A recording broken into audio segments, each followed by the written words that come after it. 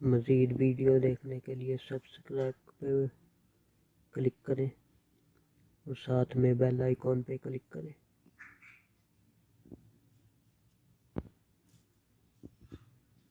शुक्रिया व्यूअर्स। अब हम ब्रेक शू ग्राइंडर लगाएंगे ब्रेक शू को।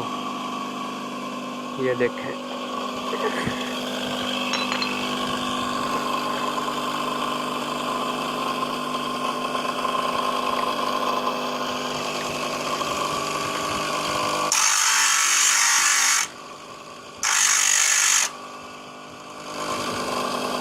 ये देखिए ये साफ हो गया।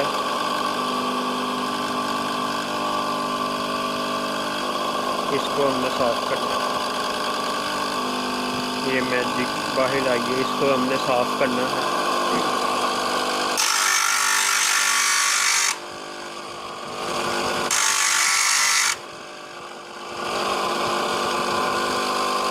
ये देखिए बिल्कुल साफ हो गया।